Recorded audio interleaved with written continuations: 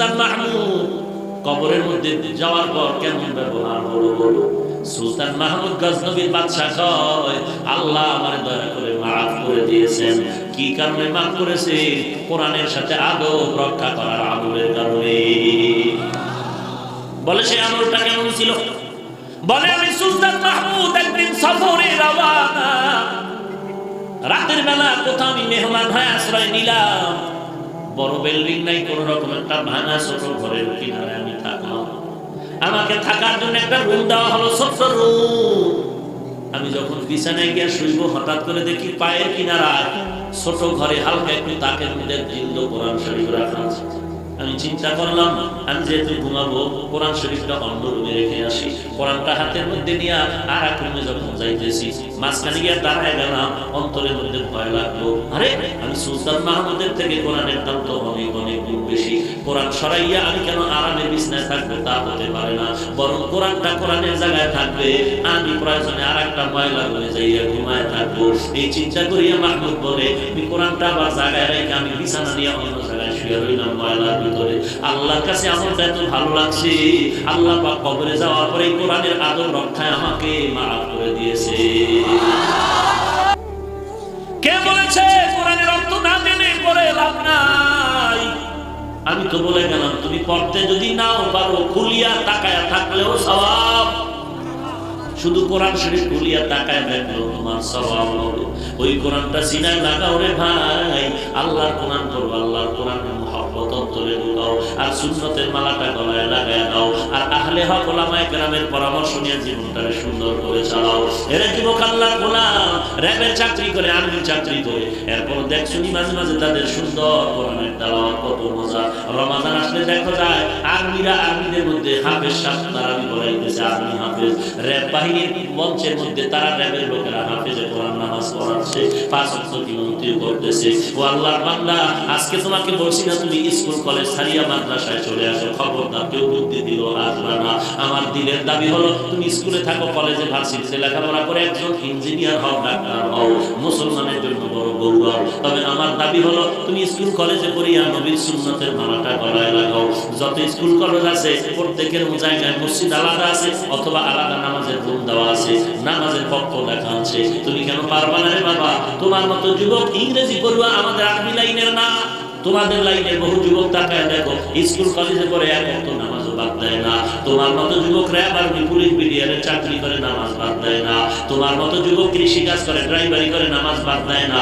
তোমার মতো যুবক কোটি টাকার ব্যবসা করে, একটা টাকাও হারাম খায় না। এর নবীর উম্মতের দল, তুইও 3 বেলা খাও, আমরা টুপিওয়ালারাও কিন্তু 3 বেলা খাই। তুই টুপি বাদ দিয়া, দাড়ি বাদ দিয়া 3 বেলা খাও, আমরাও 3 বেলা খাই।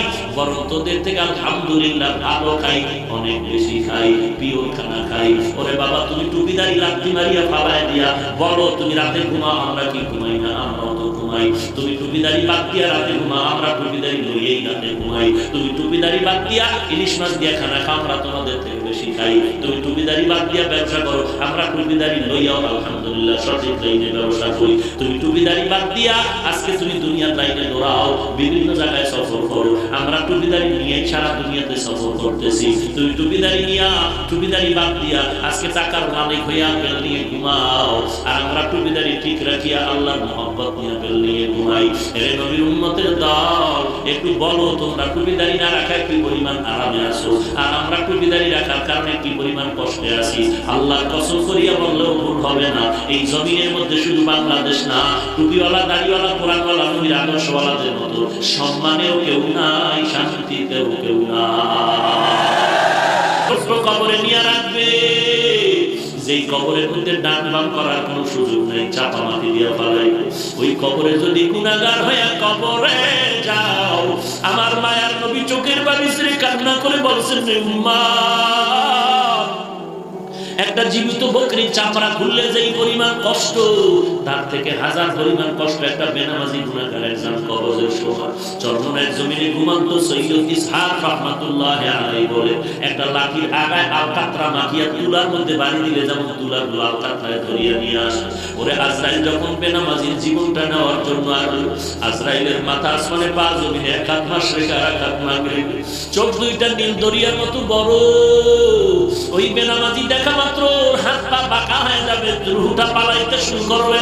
আজরাইল তখন শরীরের উপরে যখন পাড়া দিয়া রূহটা ধরে এমন জোরে টান দিবে, ওই আলকাতরার মতো তুলা যেমন সিরিয়া যায়, রূহটা ভেতরে সিরিয়া আজরাইলের হাতে চলে যাবে, রক্তগুলো সিরিয়া যাবে, জোড়ায় জোড়ায় আঘাত শুরু হয়ে যাবে।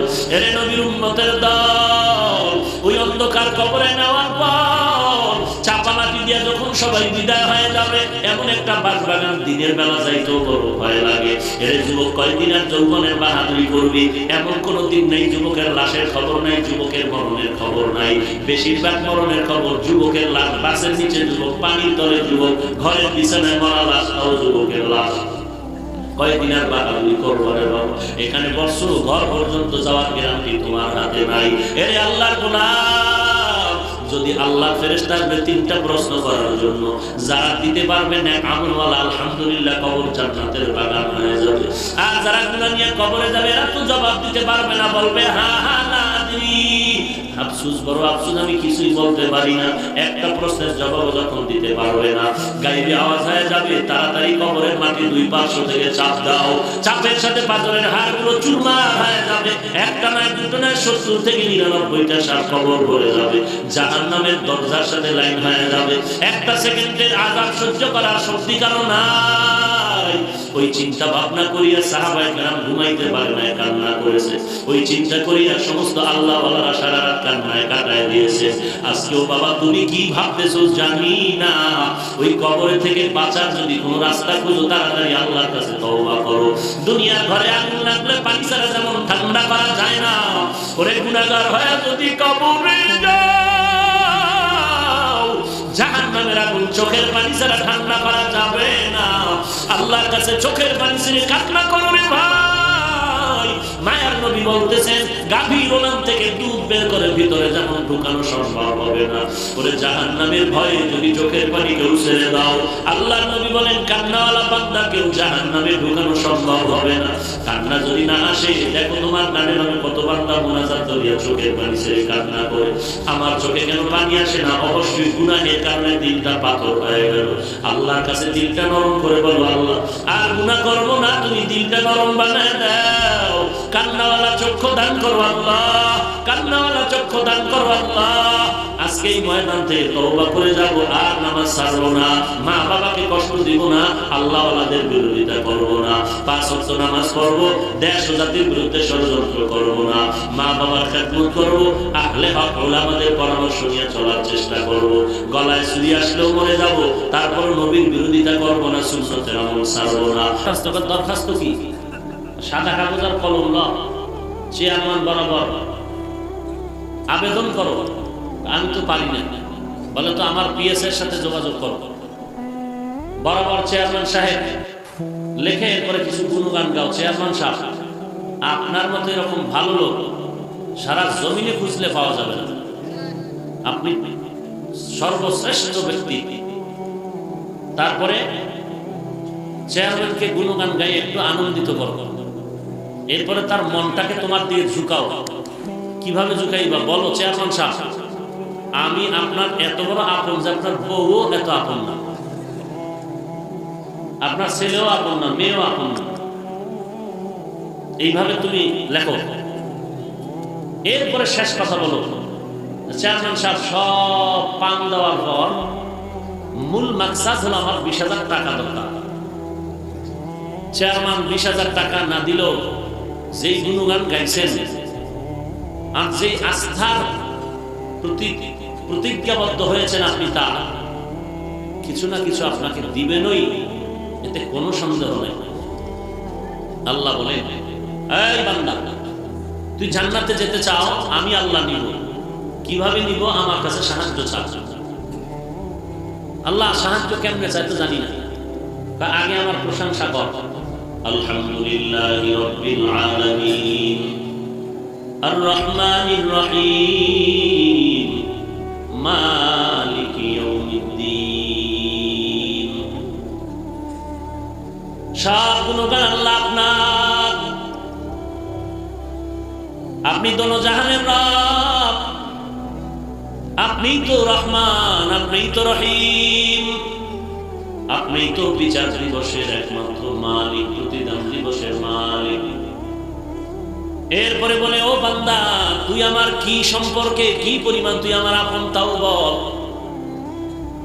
ও আল্লাহ, জানি না কেমনে বলবো, আল্লাহকে আমি শিখাই দিয়ে ভাবে বল, ইয়াকা না'বুদু ওয়া ইয়াকা নাস্তাঈন। ও আল্লাহ, এতক্ষণ আপনার গুণগান গাওয়ার পরে আমি স্বীকার করলাম আপনার ওই ইবাদত করি, আপনার কাছে এই সাহায্য চাই। আল্লাহ বলেন, কি সাহায্য চাও তাও তো জানি না। আল্লাহ বলেন, এইভাবে সাহায্য চাই, এমন একটা কথা বলবি, এমন চাওয়া চাবি, অল্প কথায় যেন সব পেয়ে যাও। বাদশা রাস্তা দিয়ে সফরে যায়, হঠাৎ এক গরিব বুড়া বসে আছে। বাদশার মায়া লাগছে। বাদশা ডাক দিয়ে কয়, বুড়া এখানে জীর্ণ শীর্ণ কি হাল? বলে, আমি বড় অসহায় পড়ে আছি। বলে, আমি তোমাকে কিছু দিব। বলে, দেন। বলে, চাওয়ার মতো চাও, তবে এক কথায় একবার চাও। কথা দুইবার বলা যাবে না, দ্বিতীয়বার চাওয়া যাবে না, লম্বা কথা হবে না। কথা বাক্য হবে একটা, একবার। বুড়া মানুষ, বুদ্ধি কম নাই। কেমন বুদ্ধি বুড়া মানুষের! মারাত্মক বিপদ থেকে এমন ভাবে কৌশলে মুরব্বী বুদ্ধি দিয়ে মানুষ বেঁচে যায়, কিন্তু কপাল বড় খারাপ। ডিগ্রি অর্জন করে সন্তান মূর্খ বাবাকে চোখে দেখতে পারে না। যেহেতু চাবি, এমন এক কথা দিয়া চা যেন এক কথায় সব পেয়ে যাও। ও আল্লাহ, তা তো জানি না। আল্লাহকে আমি শিখাই দিলাম, ওই এক কথায় সব পাবি, সে কথা হলো হেদায়াত। ইহদিনাস সিরাতাল মুস্তাকিম। ও আল্লাহ, আমাদেরকে সঠিক রাস্তার হেদায়াত দান করেন। বলে, কেমন, কাদের মতো? বলে, সিরাতাল্লাযীনা আন'আমতা আলাইহিম, তাদের পথ যাদের উপরে আপনার নিয়ামত, হেদায়েতের নিয়ামত দান করেছেন, তাদের পথ যাদেরকে আপনি হেদায়েতের নিয়ামত দ্বারা মালামাল করেছেন, তারা কারা? এই জবাব হলো এই চার দল: নবীগণ, সিদ্দিকগণ, শহীদগণ, সালেহগণ। কেউ ভাই বুঝেন কথা? বিরক্ত বোধ হচ্ছে তো? মোনাজাত পর্যন্ত থাকবেন?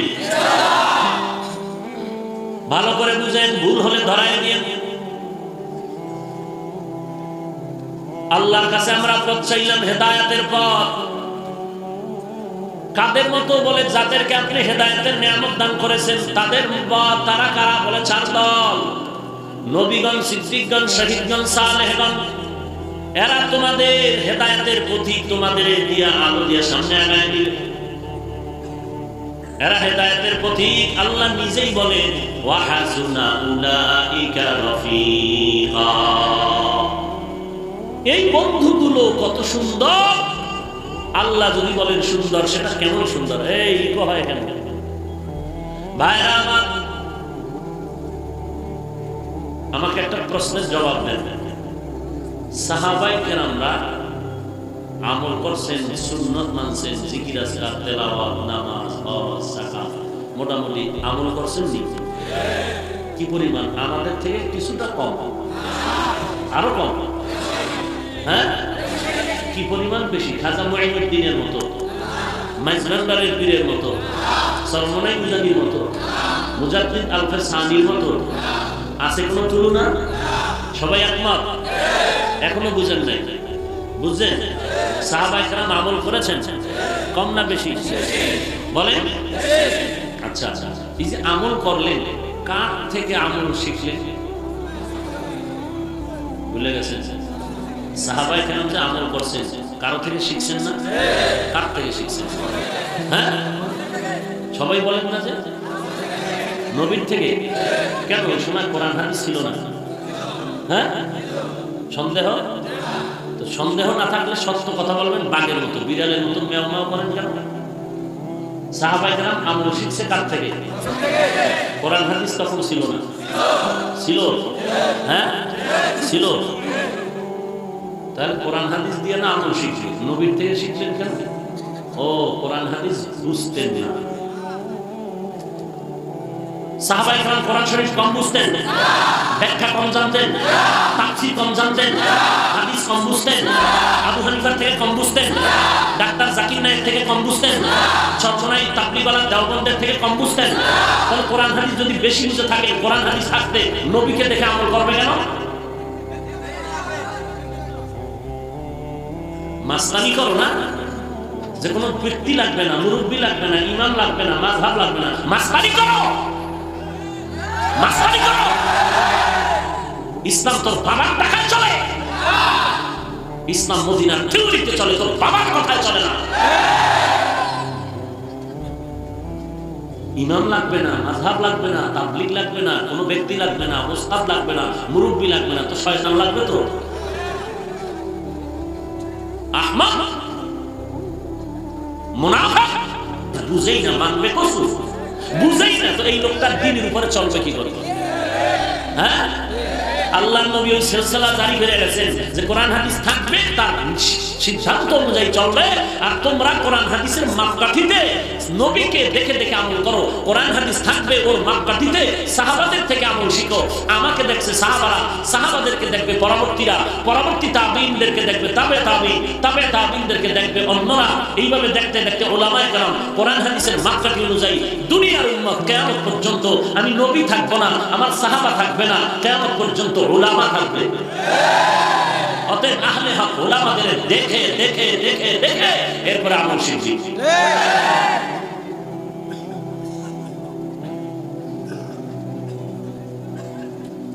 মহাপণ্ডিতি করিও না রে ভাই। এই জন্য আল্লাহ পাক কিতাব দিলেন, নবী পাঠাইলেন কেন? কিতাব পড়লেই তো মানুষ হইতো। বলে না না, কিতাব বুঝানোর জন্য ইমাম দরকার, ওস্তাদ দরকার।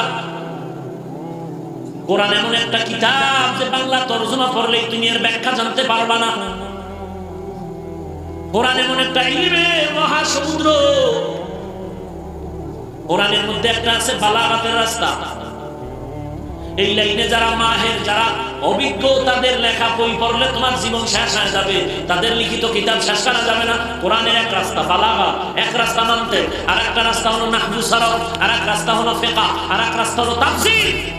এক একটা লাইনে ঢুকবা, কিয়ামত হয়ে যাবে, ঢুকে বের হয়ে মাথা বুঝে পাবা না। তাহলে তুমি বাংলা বুঝেই ফাসাহাত বুঝবা, বালাগাত বুঝে ফেলাবা, নাহবু বুঝে ফেলাবা, সরফ বুঝবা, তুমি ফিকহ বুঝবা, তাফসীর বুঝবা, তফসীর বুঝবা। বন্ধ বেয়াদব। আমার কোনো ইমাম লাগবে না, কোনো মুরব্বী লাগবে না, আমি একা একা কোরআন দেখে পড়বো। কি পরিমাণ দেখছো? বাংলা বুখারী ক্লিয়ার। কি পরিমাণ ক্লিয়ার? বলে লাকুম দীনুকুম ওয়ালিয়া দীন, বুখারীর হাদিস। কেমন ক্লিয়ার! রাগ করেন আপনারা? দেশ ধ্বংসের পথে চলে যাচ্ছে। স্বাধীনতার জিন্দেগিতে বাংলাদেশে মসজিদের মধ্যে কোনো দ্বন্দ্ব ছিল না, আর মসজিদের মধ্যে দ্বন্দ্ব। আহা, বলে পীর মুরিদি করা যাবে না, এটা বেদাত, এটা শিরক। হ্যাঁ, বলে এটা কোরআনে নাই, হাদিসে নাই। আরে ভাই, কেমনে বুঝাই তোমারে? কোরআন শরীফের মধ্যে আল্লাহ পাক বলেন, আমার নবীর 4টা দায়িত্ব দিয়া পাঠাইলাম। হুয়াল্লাযী বা'আসা ফিল উম্মিয়্যিনা রাসূলাম মিনহুম ইয়াতলু আলাইহিম আয়াতিহি ওয়া ইউযাক্কিহিম ওয়া ইউআল্লিমুহুমুল কিতাবা ওয়াল হিকমা। এক নম্বরে কোরআনের সহিহ তেলাওয়াত। কোরআনের তেলাওয়াতের পরে ইলম শিখো। ইলম শিখা যেমন ফরজ, ওয়া ইউযাক্কিহিম, আত্মা পবিত্র করাও তেমন ফরজ। আল্লাহর নবীর কথা এতটুকু, ইলম শিখো, আত্মা পবিত্র করো, শেষ কথা। এখন তুমি ইলম সমুদ্রে গিয়া শেখো, সেটা আমার জানা দরকার নাই। আল্লাহ বলছেন ইলম শিখবি, 6 ক্লাস পড়ে পারো, 12 বছরে পারো, 3 বছরে পারো, 10 বছরে পারো, ওই স্কুলে গিয়ে পারো, মাদ্রাসায় গিয়ে পারো, 3 পরীক্ষায় পারো, বছরে 5 পরীক্ষায় পারো, না জানার বিষয় না। নবী তো পরীক্ষার কথা বলেন নাই, 6টা ক্লাস লাগবে তা বলেন নাই। সিস্টেমও নবীর যুগে ছিল না, এতটা ক্লাস, এতটা থেকে এতটা, এইভাবে ক্লাস করবা, শিক্ষক এভাবে বলবে, এরকম কোনো নিয়ম নাই। তুমি নিয়ম বানাইয়া ইলম শিখতেছো, আসল মাকসাদ হাসিল যদি হয়ে যায় ধন্যবাদ। ইলম শিখা করো। ইলম শিখার জন্য যদি তুমি ওস্তাদ ধরতে হয়, কলেজে যাইতে হয়, মাদ্রাসায় যাইতে হয়, তাহলে তুমি ওস্তাদ ধরিয়া এলেম শিখো। ওস্তাদ দ্বারা নিষেধ নাই, কারণ ওস্তাদ দ্বারা মাকসাদ না, মাকসাদ এলেম শিখা। আমার মাদ্রাসায় বছরে 3টা পরীক্ষা, মাকসাদ না, মূল মাকসাদ এলেম শিখা। আমার দৈনিক 7টা ক্লাস করা মাকসাদ না, আমার মূল মাকসাদ হলো এলেম শিখা। এখন আমি 7টা ক্লাস করতে করিও যদি পারি আলহামদুলিল্লাহ, আমি 6 জন ওস্তাদের মাধ্যমেও যদি পারি আলহামদুলিল্লাহ। ইমাম বুখারী বুখারী বুখারী করো কপাল করা, ইমাম বুখারী ওস্তাদ 1080 জন, 1080 জন ওস্তাদ থেকে এই ইলম অর্জন করেছেন, ইলম অর্জন করেছেন। এর নবীর উম্মতের দল, তিনি যে ক্লাস করাইতেন প্রায় 90,000 ছাত্র তার সামনে হাদিসের ক্লাস করতেন। এর নবীর উম্মতের দল, এই ইমাম বুখারীর বিরুদ্ধে কত দুশমন ছিল, ডানে বামে সামনে পেছনে দুশমন, মারিয়াই ফালাইবে, রাস্তায় হাঁটতে দেয় না, বিভিন্ন রকম প্রপাগান্ডা চলছে। এর নবীর উম্মতের দল, ইলম শিক্ষা যেমন ফরজ, আত্মা পবিত্র করা ফরজ। ইলম শিক্ষার জন্য তুমি এখন শিক্ষকের কাছে গেছো, লেখাপড়া শিক্ষার জন্য শিক্ষকের কাছে যাও, 6টা ক্লাস করো, 7টা ক্লাস করো, আবার সকাল 8টায় শুরু, 10টায় শুরু, বিকাল 4টায় শেষ। এই নিয়ম কানুন তুমি বানাইয়া দিছো, কোনো সমস্যা নাই, মাকসাদ যদি হাসিল হয়ে যায়। ঠিক তেমনি ভাবে আত্মা পবিত্র করা করো।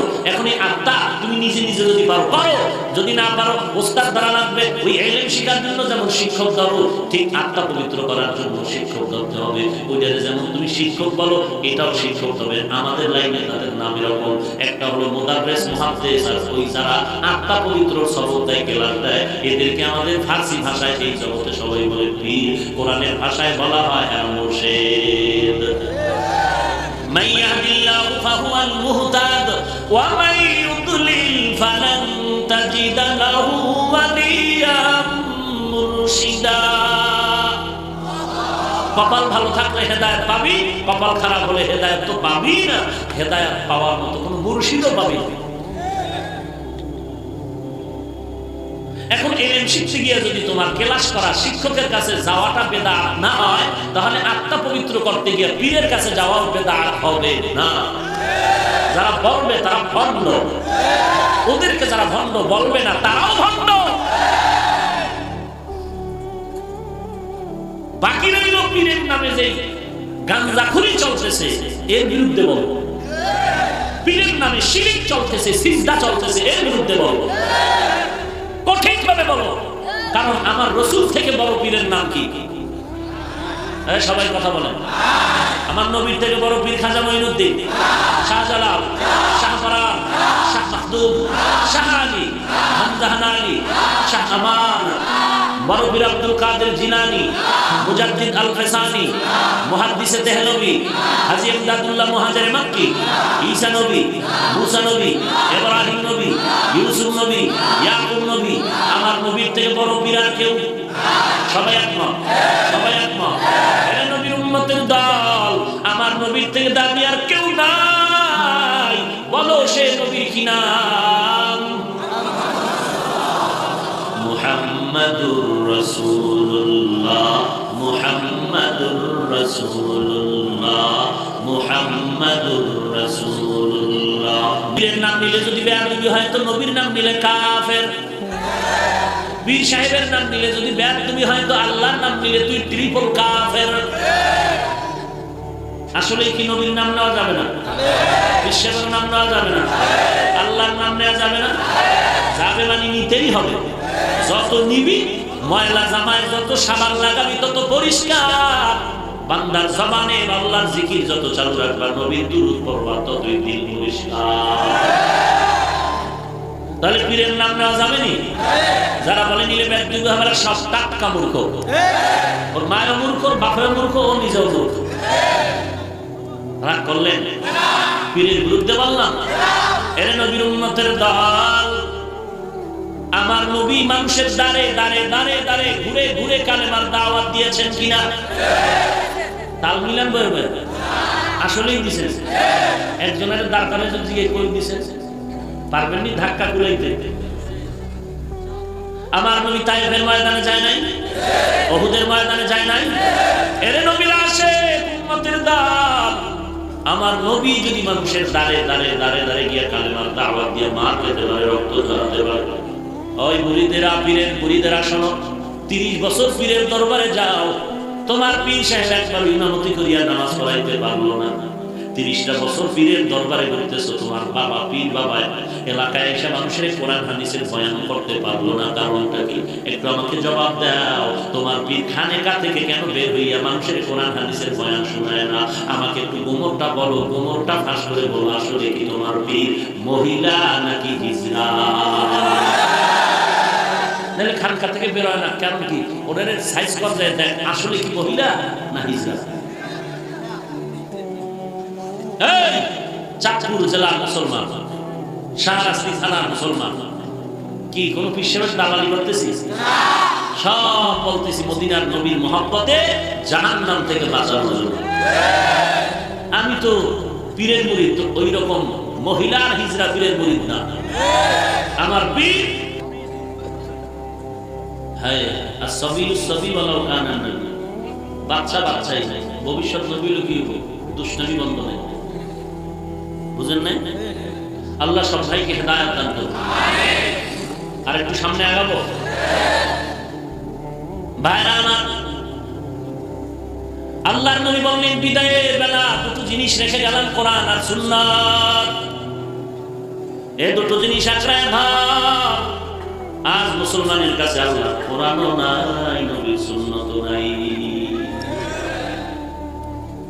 নবীর সুন্নাতের খবর নাই। আল্লাহর কোরআনের তেলাওয়াত মুসলমানের ঘরে নেই। অথচ এমন একটা কিতাব আল্লাহ আমাদের দান করেছে, যে কিতাবের মতো কোনো কিতাব নাই। এমন নবী আল্লাহ দান করেছেন যে নবীর মতো কোনো নবীও আছে? যেই নবীর চেহারা দিয়ে তাকাইলে গুনাহ মাফ, এমন একটা কোরআন দিলেন যে কোরআনের দিয়ে তাকাইলেও গুনাহ মাফ। এমন একজন নবী পাইলাম যার দিয়ে তাকাইলে ক্ষুধা নিবারণ হয়ে যায়। আল্লাহ এমন একটা কোরআন আমাদের নবীর মাধ্যমে দিলেন যার দিয়ে তাকাইলে কলিজা ঠান্ডা হয়ে যায়। নবীর দিয়ে তাকায় থাকলেও সওয়াব, কোরআনটা খুলিয়া তাকায় থাকলেও সওয়াব। একটা অক্ষর পড়বা সাথে সাথে 10টা নেক আমল নামায় যোগ হয়ে যায়। এরা নবীর উম্মতের দল। এই কোরআন এমন দাবি, মক্কার জমিন আছে তো মক্কার দাম বেড়ে গেল। এই কোরআন যেখানে আছে